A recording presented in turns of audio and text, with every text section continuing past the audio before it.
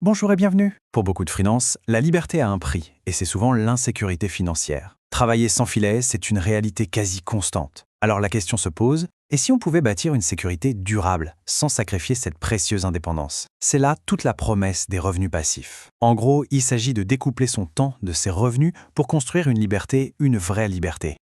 Voilà, on est en plein dans le dilemme du freelance. D'un côté, cette quête de liberté, et de l'autre, la dure réalité d'un revenu qui fait le yo-yo complètement en dents de scie.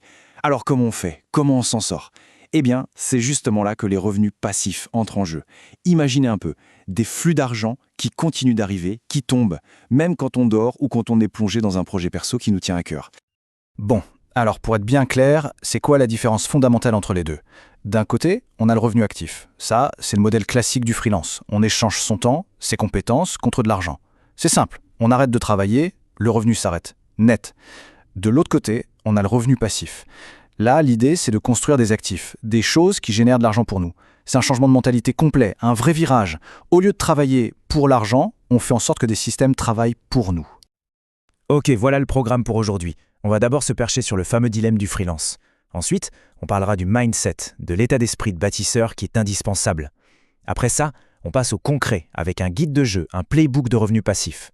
On verra aussi quelques belles histoires de réussite de freelance et on terminera sur comment passer à l'action. Première section donc, le dilemme du freelance. Pourquoi travailler sans filet de sécurité n'est plus la seule option?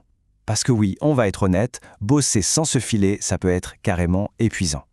Mais la bonne nouvelle, c'est que ce n'est pas une fatalité. Les revenus passifs, c'est justement une solution super concrète pour se construire soi-même cette sécurité. On passe à la deuxième partie, l'état d'esprit du bâtisseur. Et là, attention, c'est un point absolument crucial. Poser les fondations mentales pour un succès à long terme. Parce qu'avant même de parler outils ou stratégie, tout part de là, de la tête. Le succès avec les revenus passifs, ce n'est pas juste une question de tactique, non, c'est avant tout une question de vision à long terme. Cette citation, elle résume tout parfaitement. Chaque euro passif est un petit outil que vous posez qui va croître pendant votre sommeil. C'est une image très forte, non? Il faut vraiment voir ça comme ça. Chaque euro passif, c'est une petite graine qu'on plante, un petit outil qu'on met en place et qui ensuite va travailler tout seul, grandir, fructifier, même quand on dort. C'est ça le cœur du réacteur. Alors, pour développer cet état d'esprit de bâtisseur, il y a 3 piliers, vraiment 3 choses essentielles. Le premier, la vision à long terme. Il faut se projeter. Où est-ce qu'on veut être dans 1, 2 ou même 3 ans? Le deuxième pilier, c'est la patience. Parce que, soyons clairs, les résultats ne tombent pas du ciel du jour au lendemain. C'est un marathon, pas un sprint. Donc il ne faut surtout pas se décourager trop vite. Et enfin, troisième pilier, accepter de prendre des risques, mais des risques calculés. Chaque source de revenus va demander un investissement au départ, que ce soit du temps ou de l'argent. C'est inévitable. Ok, les fondations mentales sont posées. Maintenant, on retrouve ses manches et on passe au concret. Section 3, le guide de jeu des revenus passifs. On va voir ensemble 10 stratégies qui ont fait leurs preuves pour commencer à bâtir ces actifs.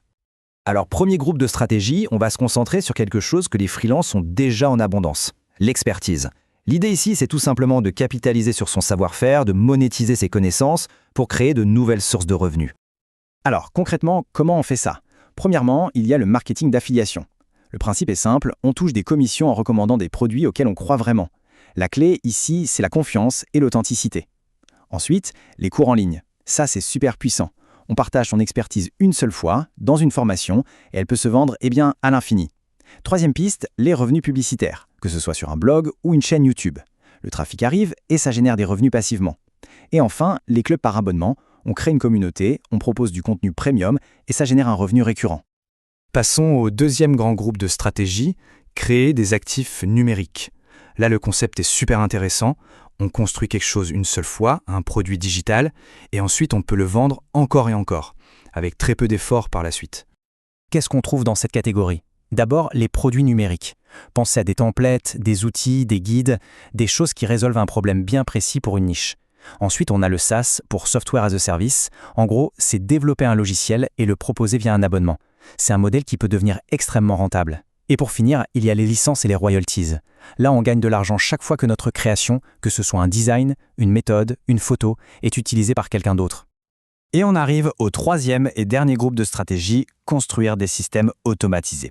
Ici, l'objectif, c'est de mettre en place des machines, des mécanismes qui vont générer du revenu en pilote quasi automatique en arrière-plan. Alors, ça peut être quoi ces systèmes? Par exemple, une boutique e-commerce en dropshipping. C'est un modèle où on vend des produits sans jamais avoir à gérer le stock ou la livraison. Ça peut aussi être des services de freelance, mais en mode récurrent. On propose des forfaits, des abonnements, pour de la maintenance par exemple, et ça assure un revenu stable et prévisible. Et puis, bien sûr, il y a la voie plus classique, les investissements.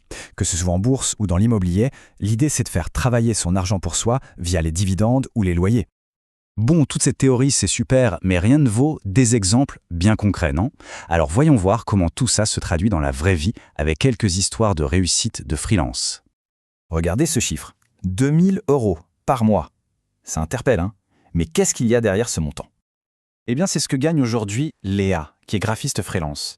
Sa stratégie, elle a créé et mis en vente des templates de design en ligne. Elle a misé sur les produits numériques. Le gros du travail a été fait une fois, au début, et maintenant, ces produits lui rapportent cette somme chaque mois, quasiment sans qu'elle ait y touché. Allez, un autre chiffre, 150 € par mois. Bon, ça peut paraître moins impressionnant que 2000, c'est sûr. Mais ne vous y trompez pas, l'histoire qui se cache derrière est tout aussi inspirante. Ces 150 €, c'est le revenu stable, récurrent que Marc, qui est consultant en informatique, a réussi à construire. Comment? En proposant un service d'abonnement mensuel pour de la maintenance, ça lui a permis de se créer une base de clients fidèles, un flux de revenus prévisible et surtout une sacrée tranquillité d'esprit. Bon, on arrive à la dernière section, et c'est peut-être la plus importante. Il est temps de passer à l'action. Parce que c'est bien beau de savoir tout ça, mais si on ne fait rien, rien ne changera. Alors, voyons comment on peut commencer ce voyage dès aujourd'hui. Le guide de jeu, il est sur la table. Les stratégies, elles sont claires. La vraie question maintenant, c'est quel sera le tout premier pas? Attention, l'idée, c'est surtout pas de vouloir tout faire en même temps. Non. Le secret, c'est de choisir une seule stratégie, de se fixer un tout petit objectif réalisable et de se lancer. C'est tout. Chaque petit pas, même celui qui paraît minuscule, est une brique de plus pour construire la liberté de demain. Et on va se quitter sur cette pensée-là. L'objectif final, le but ultime de toute cette démarche, c'est de construire un avenir où nos revenus travaillent pour nous, et pas l'inverse. C'est ça la vraie promesse. La promesse d'une vie où l'on peut enfin choisir ses projets, son rythme, sa trajectoire. Au fond, la liberté financière, ce n'est pas une destination qu'on atteint un jour. Non, c'est un chemin qu'on construit, pas à pas.